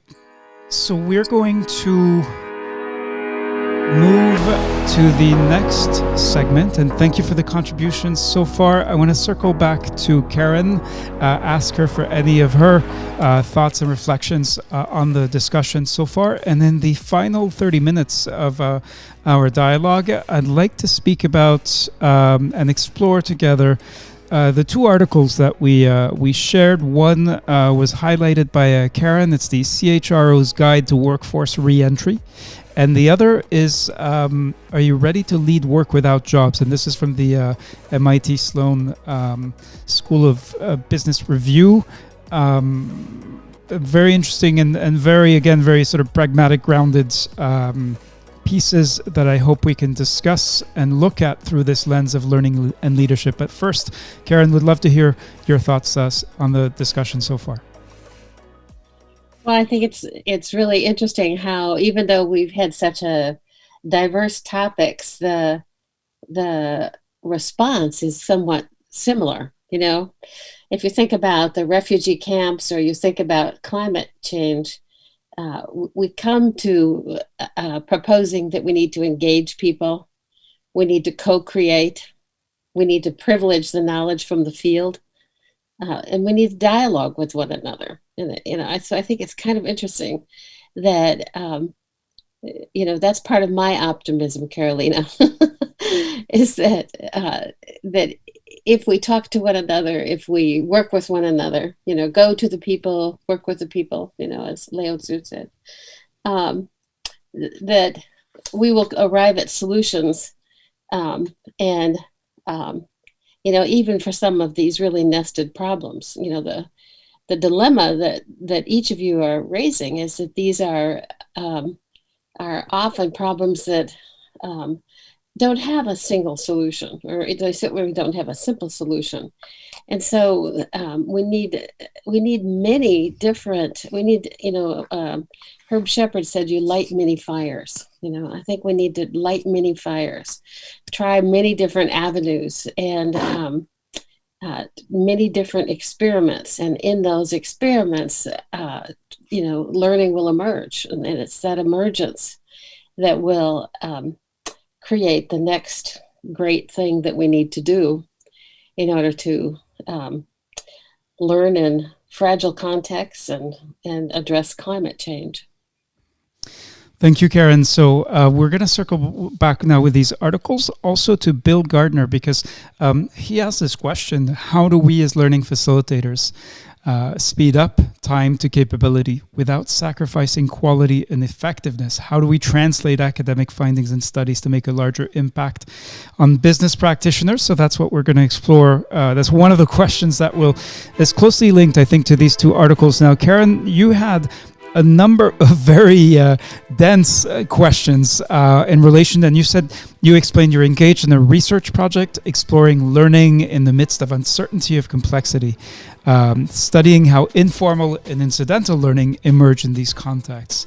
And you said you're very concerned about how we support public health and other essential workers post-pandemic. Will we expect even more from these health workers as we catch up? Will we ignore the breakthrough innovations, the way people have figured out new ways to learn on their own, reverting back to teacher-trainer controlled paradigms? And then you pointed to this guide, Rethinking the Workplace. It's actually from IBM, and it's the CHRO's Guide to Workforce Reentry. And I just want to highlight three key takeaways, but I'm actually far more interested in what your takeaways were. But the guide says reopening is the opportunity to reconsider, rethink what work really needs to be done where, and how overall workflows can be made smarter. It's data can drive insight, but make sure it's protected, and reshapes your workforce for resilience and adaptability. Now, Karen, would you like to add to that? What did you see in this article that's relevant to our lens, our twin lens of learning and leadership, and to that particular context where things seem to be shifting, people potentially going back to work in more conventional ways than they have been in the past year or so because of the crisis?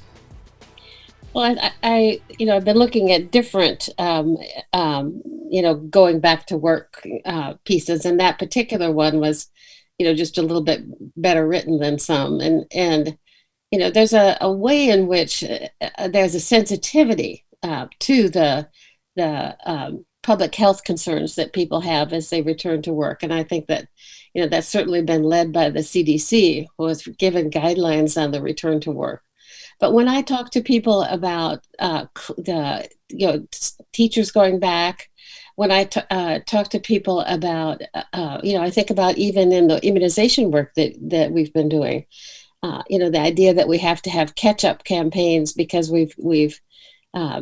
because COVID has really derailed a lot of traditional work in the immunization sector. The problem is that the people doing the immunizing have also been doing all of this work with COVID. And so, how are we going to take a kind of a beleaguered workforce and bring them on board? I don't see people really addressing that. And so it's really, I was interested in that particular document for what it didn't say. It didn't talk about the fact that those workers for IBM, often were teaching their kids while they were also doing work online, while they had perhaps ill parents or family. People around them were losing their jobs. And so there's tremendous stress. And there have also been many people who have invented incredibly clever new ways to teach and to do their work. And I don't see a lot of emphasis either on how are we going to capture that? How are we going to, I sort of see the espouse theory that we're going to capture the moment and we're going to get these innovations. But as you well know from the work you've done on the idea engine, it's very difficult to take an idea and first of all capture it, but more importantly figure out how to disseminate and use it. So I don't see systems in place for any of those things of attending to the whole person, the John Heron's notion of whole person learning, and I don't see a lot of interest in being systematic about how we tap into and, disseminate and use the brilliant things that people have come up with over this past year. Mm-mm. Yeah, when I read Bill Gardner's question, how do we as learning facilitators speed up time to capability? I was thinking, well, people are already going so fast. Yes, exactly. What are we talking about? And at the same time, that feeling of so many learning professionals is that of being sort of behind the strategy, behind what the organization needs to deliver, striving for relevance.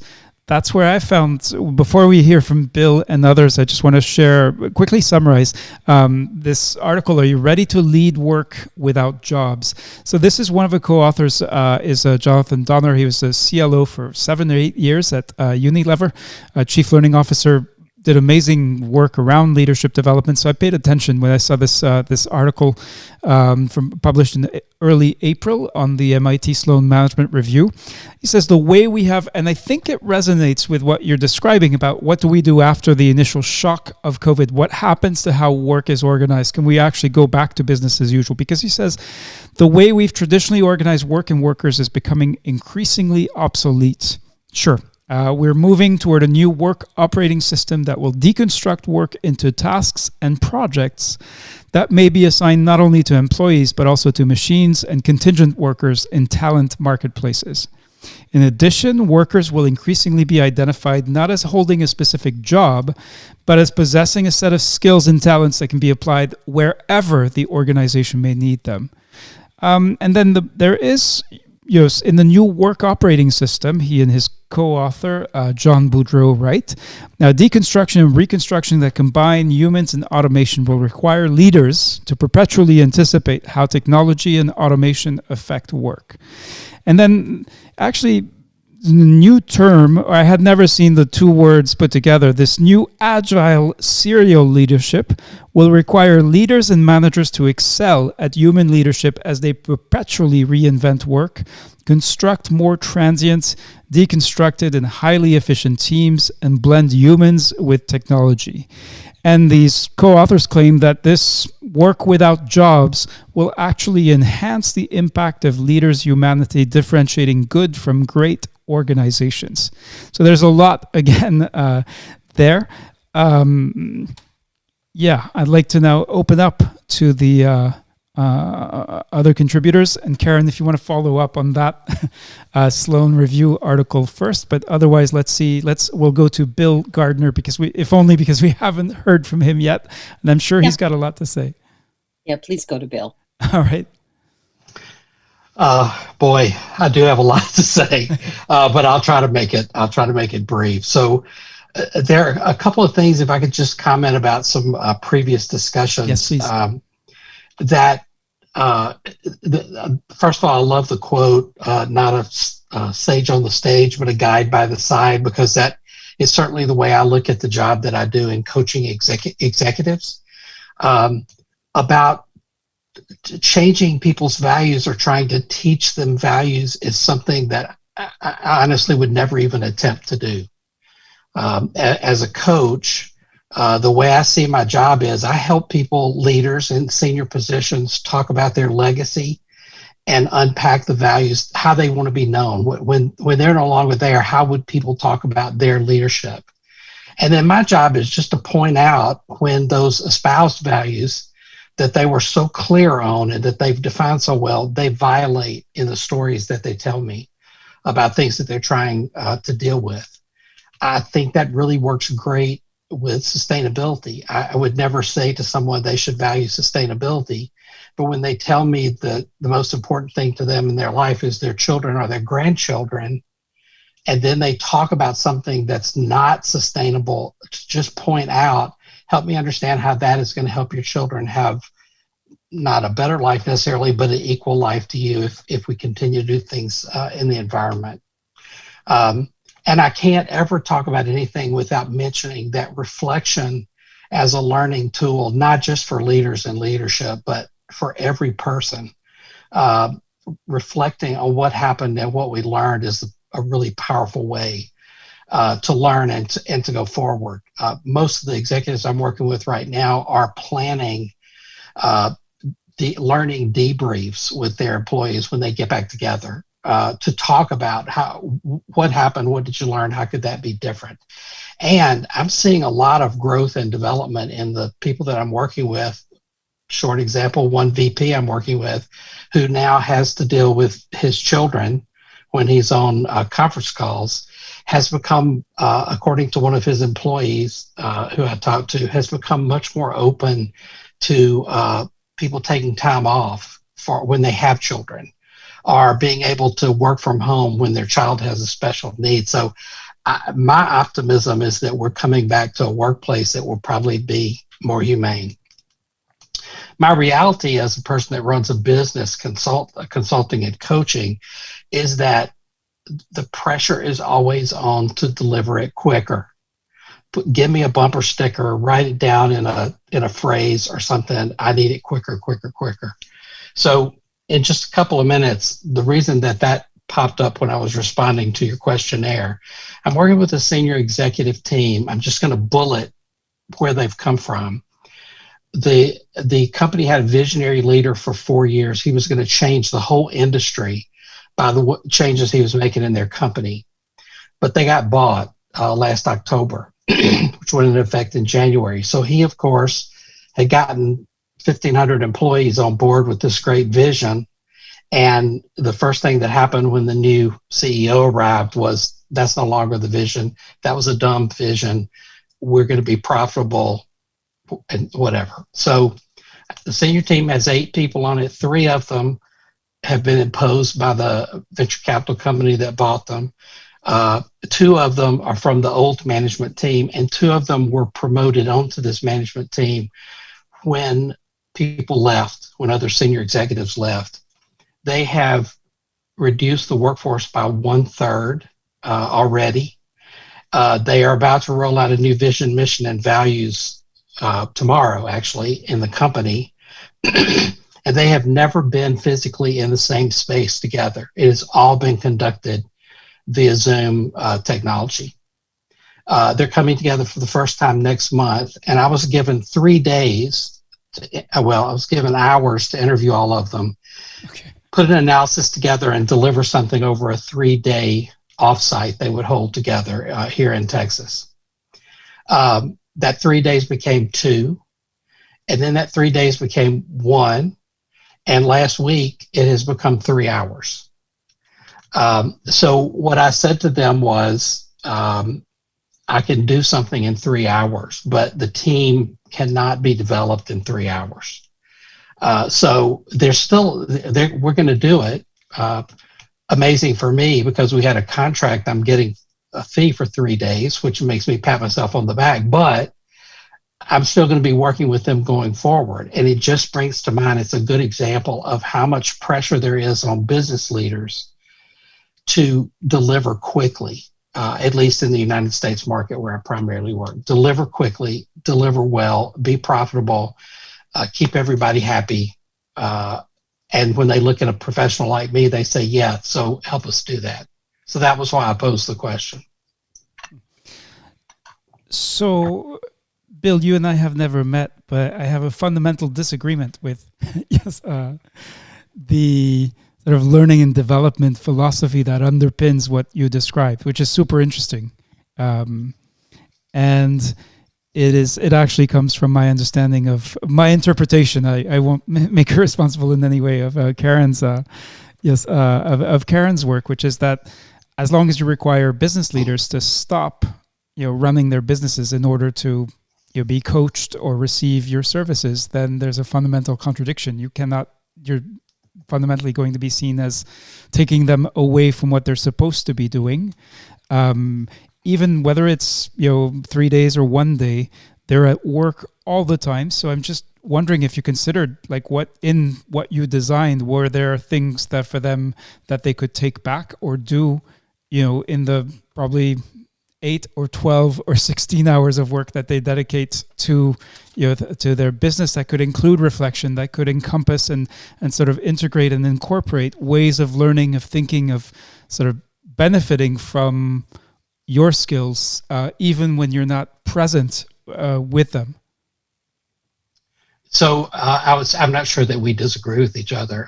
So first of all, I'd say you're getting a little bit ahead of me, because I can't design what I'm going to do with them until I finish all the interviews and analyze the data. And I'm about halfway through that senior group in interviewing them. When I coach, yes, I'm taking time away from work, but so far most people report it as sometimes the most valuable time they have. It's the only time that they have to stop and reflect.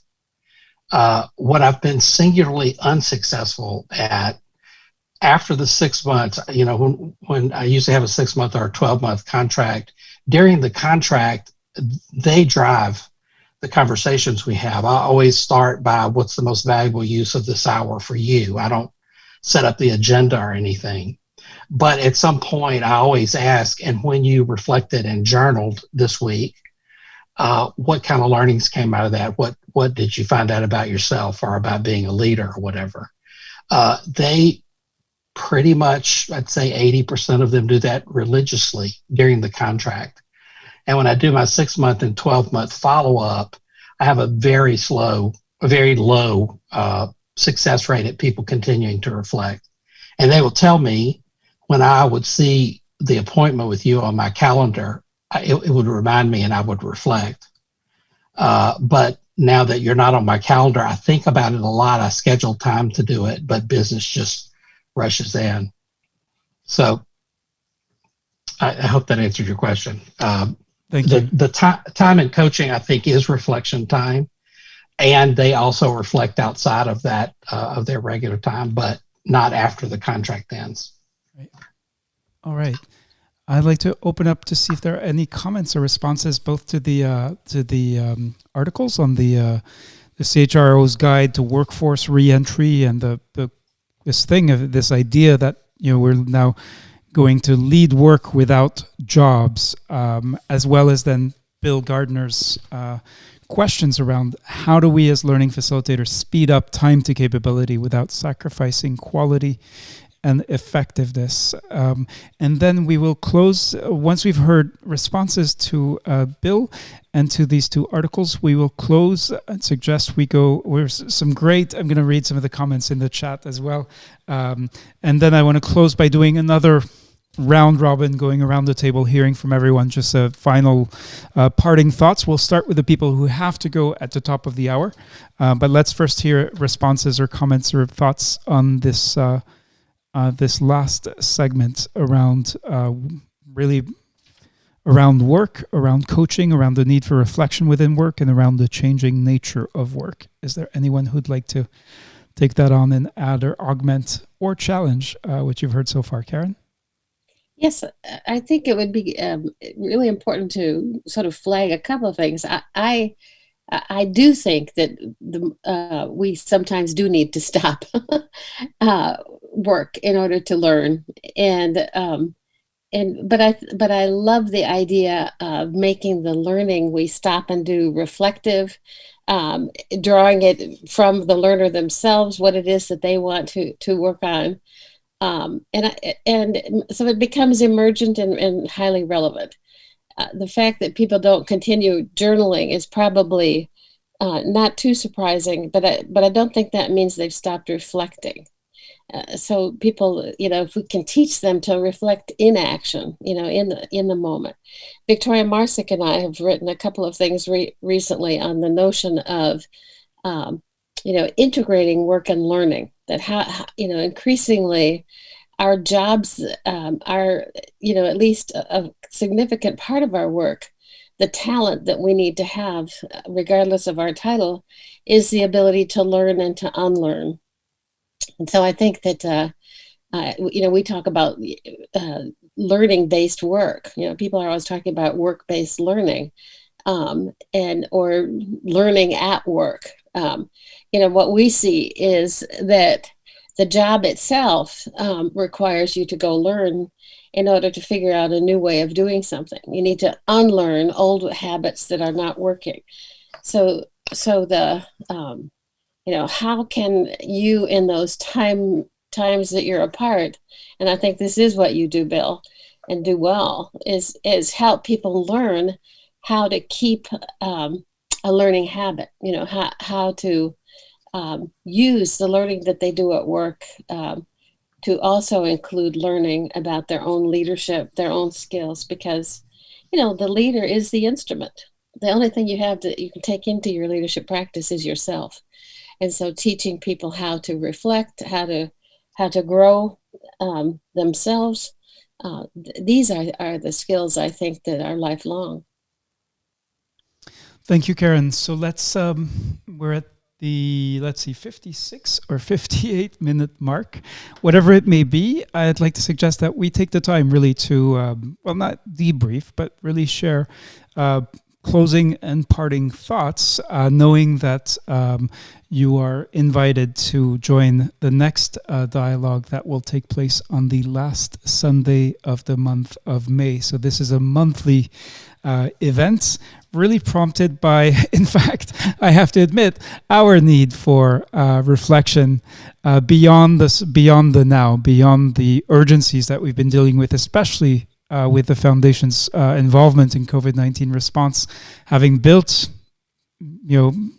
work in immunization and finding ourselves in the middle of the fray with trying to figure out how to be useful there. So I hope you'll be able to join us next month. And I now want to go again. Let's go backwards. So let's start with Renee, then Nancy, then Katiuscia. I mean backwards by alphabetical order, by first name, with your final thoughts for this evening or afternoon or morning, wherever you may be. And I wanted to say good night to Sohini Sanyal, who is in India, and it was 2:00 in the morning, and she held on as long as she could and had told me she would be trying to. I also want to acknowledge many folks. So Marta and Goe, who shared her good night wishes with Sohini, and Marta, who also said it's important for people to have some time off work for learning, because it's not always easy to go on with the two. But unfortunately, in my setting, this is not always encouraged. So let's go now to Renee. Renee would love to hear your final thoughts for this time. Thank you. Well, I'll try to be a little more optimistic this time. There's a famous idea, never let a crisis go to waste. And one of a big opportunity in the current crisis we have on so many different levels is that things we know are breaking down. And I had a leader describe to me last week how she was successful in this past year because all the operating procedures and everything they knew how to do around their product fell apart because of the conditions of the pandemic. And so they were forced to ask people what their ideas were about what to do. They were forced into a kind of collaboration through the crisis. And it turned out that that was a place of real innovation and a remaking of themselves, perhaps a new normal. And many of those things that they invented in the crisis will be carried forward. So, you know, I have the optimism that human beings have the skills to innovate if we can slow down and be present and be aware both of ourselves and of our place in this world that we live in. Thank you, Renee. Over to Nancy Dixon and your thoughts after this, following this discussion, specifically, of course, on the lenses of learning leadership that are the focus of this dialogue. Nancy. Well, I also think there's a huge opportunity here to lead without jobs, because that means people will also not have roles. They'll have skills so a group of people with specific skills will come together to do a specific task and not stay in that role, but then move on. So that idea of reinventing work, I think, is really it is exciting, and I think it's promising. You know, I think it removes this idea of I have to get promoted so that I can get another job, so that I can get promoted so I can get another job and go up the chain. I think it makes what we're doing more critical than the idea of moving up in a way. There isn't going to be any up, I think, in this new world. So that's very exciting to me. Thank you, Nancy. Katiuscia, for your parting thoughts around learning and leadership that grounded in this discussion tonight. Oh, at least I'm not able to hear Katiuscia. I know she had difficulties before, so let's go. Let me see if I can just tell her that we can't hear. At least I cannot hear you. And let's go to Carolina. I think my parting thoughts are that we have had a year of forced introspection, right? I think most of us were forced to stop, to reflect. And I think that has some positive aspects, right? I mean, of course, the suffering, it's something we see every day. But some of us have been fortunate that in the middle of this, we get to reflect on what we have been doing, how we do things, how we learn. And the second parting thought, I think it's that learning and knowledge has been democratized by all these technologies. I mean, just thinking about this conversation with people from so many parts of the world, talking about different areas and reflecting together, it's just incredible. And we are having more and more of that opportunity to. Somebody in Côte d'Ivoire told me, démocratiser le savoir, really make this a more horizontal learning and peer-to-peer and from different fields, from different expertise. And I think that's really what the world needs going forward. Thank you, Carolina. Let's try Katiuscia again. I'm just asking her to unmute. Let's see. All right. And it looks like we still cannot hear her. So let's go then to Bryan Hopkins.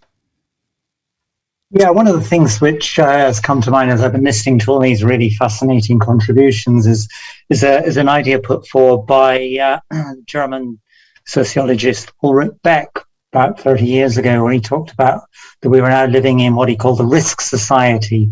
We're now living in a society where the challenges that we're facing, the most important challenges we're facing, are those of our own making, the things that we've created, the dangers we've created for ourselves. and Beck put forward this idea that at some point these challenges would get to a point where there would be some major crisis, which would trigger what he called an enforced enlightenment, harking back to the 18th century idea of the Enlightenment. That this enforced enlightenment would mean that that people would actually think, there is something seriously wrong here, and then we'd all start to collaborate and try to find ways in which we could actually make things better. And to challenge this assumption that we always have to be able to doing things quicker, we have to be making more profit, we have to be doing this more effectively with fewer people, that the enforced enlightenment would actually mean that we sat down and reflected seriously about the state of the world we're in. And I think that we as learning people have got a very major part to play in that. Thank you. All right, thank you. That was Bryan Hopkins. And now Bill Gardner. Bill would love to hear from you. So first of all, thanks for providing this forum. As usual, I learned a whole lot of stuff. And in particular, it brought home to me how when I'm not traveling like I typically do, I can become very US-centric and US-focused. And when I can't leave my house, I can become very self-focused. And so it's really great to hear the things that people are dealing with.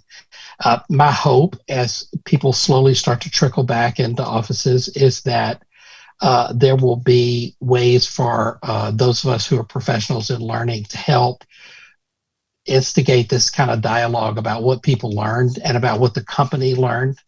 I have one client who went out to their employees about cutting costs, and they actually have, at the end of 2020, cut contracts in 7 different states. And what they said to the employees is that will take care of our shortfall, but when we go back to making the profits that we used to make or whatever, we're going to set aside a budget so that everybody, even though you're working from home except for headquarters, everybody can get flown here once a year, twice a year, whatever we can afford, so everybody can be back together face to face and see each other and build the camaraderie we need. It's not a huge company that's going to do this, but I hope that companies will reflect and learn and not just say we need to go back to the way things were. That'll be a tragedy. Thanks. Thank you, Bill Gardner. And we close with Barbara Moser-Mercer. We opened with you, Barbara, and would love to hear your parting thoughts after this second episode of our dialogue on learning and leadership. Yeah, thank you, Reda, for bringing together such a diverse group of people. But as it turned out, our thinking was less diverse than you originally anticipated it would be. So that's a real good takeaway from me. Very encouraging takeaway. That the kind of thinking that we're engaging in crosses disciplines and countries and continents. I really like what Bryan said about the Enlightenment. I would want to be optimistic. I was optimistic. I was very optimistic, actually, a few months into the pandemic, because I thought that's what it took. That's exactly what it took, to shake people up and to get them to understand that, they just have to break with their normal thinking about things going faster, more profits, etc. However, once the North started to harness technology to at least get back with a semblance of similarity to the way they worked before, I think that whole optimism began to frazzle a bit, because I could then also see that there was an opening for shifting the power, which I am seeing is closing up very rapidly again. So I'm perhaps a little less optimistic now. I'm not saying we need to go faster, not at all. I do think that kind of change takes time. I wish, the powers that be would recognize that it does take time and that you're not making an impact in a month or a year even, that you really need to, then also have the modesty and the the understanding that you need the dialogue, you need the people, you need to work together, and we need to try and level that playing field, whether it's between the North and the South, whether that's between there are racial differences, all sorts of differences. We need to level the playing field.